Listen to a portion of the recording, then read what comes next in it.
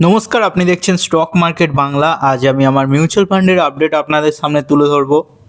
চলুন ভিডিওটি শুরু করা যাক। আপনারা দেখতেই পাচ্ছেন আজকে হলো 30শে জানুয়ারি, শুক্রবার। তার মানে আজ লাস্ট ট্রেডিং সেকশন ছিল। তার মানে কালকে তো স্যাটারডে পড়ে যাচ্ছে, তো শনি রবিবার ইন্ডিয়ান স্টক মার্কেট বন্ধ থাকবে।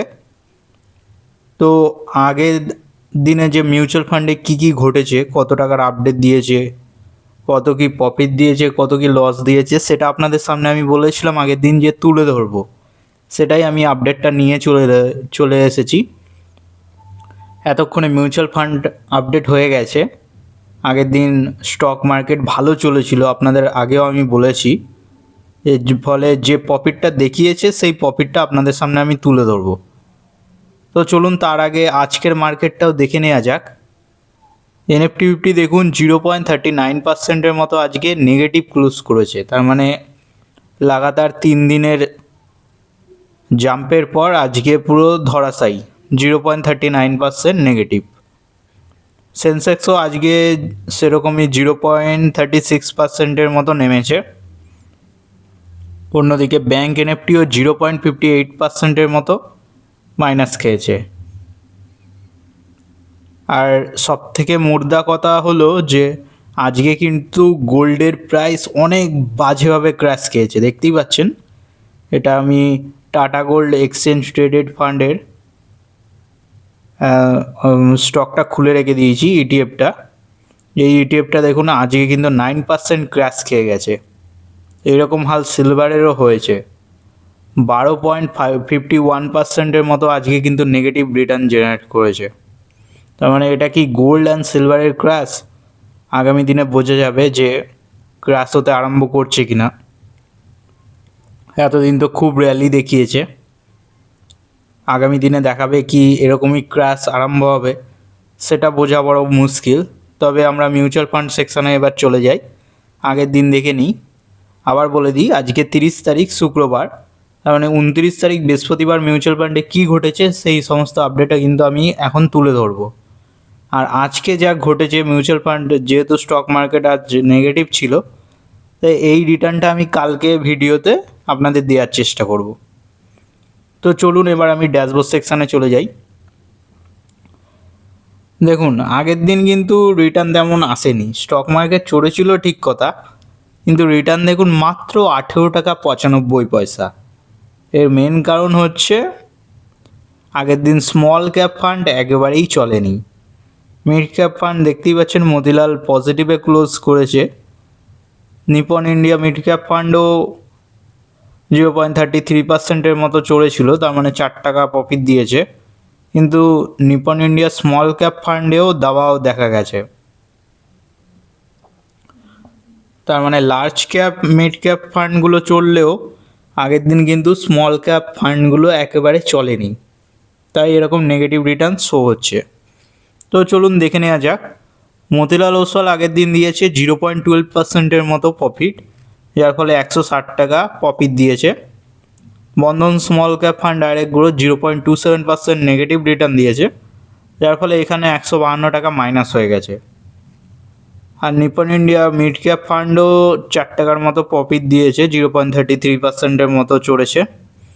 অন্যদিকে Nippon India small cap fund 0.05% নেগেটিভে চলে গেছে, যার ফলে 0.66 পয়সা মাইনাস হয়ে গেছে। এইচডিএফসি ফ্লেক্সি ক্যাপ ফান্ডও 0.28%-এর মতো চড়েছিল আগের দিন, যার ফলে 2 টাকা 96 পয়সার মতো প্রফিট দিয়েছে। পারাক ফ্লেক্সি ক্যাপ এটা 0.21%-এর মতো চড়েছিল, যার ফলে 2 টাকা 27 পয়সার মতো প্রফিট দিয়েছে। DSP multi asset allocation fund 1.33%-এর মতো চড়েছিল, যার ফলে 1 টাকা 45 পয়সার মতো প্রফিট দিয়েছে। এবার আমরা দেখে নিই যে কত কি ইনভেস্টেড আছে। সবার আগে বলে দিই মতিলালে সব থেকে বেশি ইনভেস্টমেন্ট আছে 1,46,078 টাকা, যার কারেন্ট ভ্যালু দাঁড়াচ্ছে 1,36,990 টাকা, অনেক টাকা মাইনাস হয়ে গেছে। Bandhan small cap fund direct growth এটাও 55,678 টাকা মতো ইনভেস্টেড আছে, কিন্তু দেখুন 55,677 টাকা কারেন্ট ভ্যালু দেখাচ্ছে। আগের দিনের মাইনাসটার জন্যই এটার 1 টাকা মাইনাস হয়ে গেছে। Nipon India growth mid cap fund, এটাও দেখুন নেগেটিভে চলে গেছে। 1413 টাকা মতো ইনভেস্টেড ছিল, যার কারেন্ট ভ্যালু 1410 টাকা হয়ে গেছে। Nipon India small cap fund direct growth, এটা দেখুন 1380 টাকা মতো ইনভেস্টেড ছিল, যার কারেন্ট ভ্যালু 1333 টাকা শো হচ্ছে। এইচডিএফসি ফ্লেক্সি ক্যাপ 1000 টাকা মতো ইনভেস্টেড ছিল, 1073 টাকা শো হচ্ছে। আর পারাক পাড়ি গিয়ে 1000 টাকা মতো ইনভেস্টেড ছিল, 1067 টাকা শো হচ্ছে। ডিএসপি মাল্টি অ্যাসেট অ্যালোকেশনে 100 টাকা ইনভেস্টেড ছিল, 110 টাকা প্রফিট দেখাচ্ছে। এবার টোটাল রিটার্নটা দেখে নিই। এই পোর্টফোলিওটা বলতে গেলে 10 মাসের হবে। সব থেকে ভালো প্রফিট জেনারেট করে দিয়েছে এখনও পর্যন্ত এইচডিএফসি ফ্লেক্সি ক্যাপ, 7.41%-এর মতো রিটার্ন জেনারেট করে দিয়েছে এখনও পর্যন্ত, যার ফলে 73 টাকা প্রফিট দেখাচ্ছে। পারাক পাড়িক এরপরে সেকেন্ড বেস্ট আছে 6.7%-এর মতো, যার ফলে 66 টাকা প্রফিট দেখিয়েছে। ডিএসপি মাল্টি অ্যাসেট অ্যালোকেশন ফান্ডও আছে, 10%-এর মতো প্রফিট দেখিয়েছে, যার ফলে 10 টাকা শো হচ্ছে। কারণ এটা গোল্ড অ্যান্ড সিলভারে ইনভেস্টমেন্ট করে তাই এরকম শো হচ্ছে। কিন্তু আজকে যে ভয়ঙ্কর বিগবালি হয়েছে, গোল্ড অ্যান্ড সিলভার ক্র্যাশ খেয়েছে, তার নেগেটিভ ইম্প্যাক্টটা কালকেই নিশ্চয়ই পড়বে। এই ফান্ডটা ভালোই মাইনাস হবে, দেখা যাক কী হয়। তারপরে আছে Bandhan small cap fund direct growth, দেখতেই পাচ্ছেন 0.0%, কোনোই রিটার্ন নেই। তার মানে যা রিটার্ন ছিল সব নেগেটিভ হয়ে গেছে এই জানুয়ারি মাসেই। এরপর আছে Nippon India mid cap fund, এটা 0.21%-এর মতো নেগেটিভ হয়ে গেছে, যার ফলে 3 টাকা তো লসেই চলছে। আর Nippon India small cap fund, এটাও লসে চলছে, 3.41%-এর মতো নেগেটিভ রিটার্ন আছে, যার ফলে 47 টাকা মাইনাসে রয়েছে। আর সব থেকে টপে যেটা মাইনাসে রয়েছে সেটা হলো Motilal Oswal mid cap fund direct growth, দেখুন 6.22% নেগেটিভ, তার মানে 9087 টাকা পুরো মাইনাস। তার মানে বুঝতেই পারছেন কী করছে এই ফান্ডটা। এবার চলুন দেখে নেওয়া যাক এক্সআইআরের দিক থেকে টপে কে রয়েছে। এক্সআইআরের দিক থেকে ডিএসপি মাল্টি অ্যাসেট অ্যালোকেশন ফান্ডটা থাকবে, 65.28% এক্সআইআর জেনারেট করেছে। তারপরে আছে এইচডিএফসি ফ্লেক্সি ক্যাপ, 10.14%-এর মতো এক্সআইআর জেনারেট করেছে। এরপর পারাক পাড়িক ফ্লেক্সি ক্যাপ 9.16%-এর মতো এক্সআইআর জেনারেট করেছে। বন্ধন স্মল ক্যাপ তো কিছুই জেনারেট করেনি, কারণ রিটার্ন আর ব্যালেন্স ইনভেস্টেড পুরো জিরো হয়ে গেছে, যার ফলে 0 শো হচ্ছে। তারপরে আছে Nippon India growth mid cap fund, 0.41% negative XIR generate করেছে। Nippon India small cap fund direct growth, এটা 4.91% নেগেটিভ রিটার্ন এক্সআইআর জেনারেট করেছে।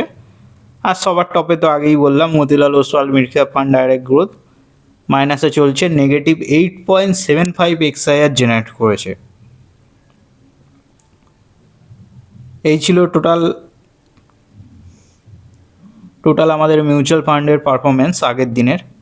এবার দেখে নেওয়া যাক। এখানে দেখুন ইনভেস্টেড অ্যামাউন্ট আছে 2,06,648 টাকা, যার কারেন্ট ভ্যালু এখন দাঁড়াচ্ছে 1,97,660 টাকা।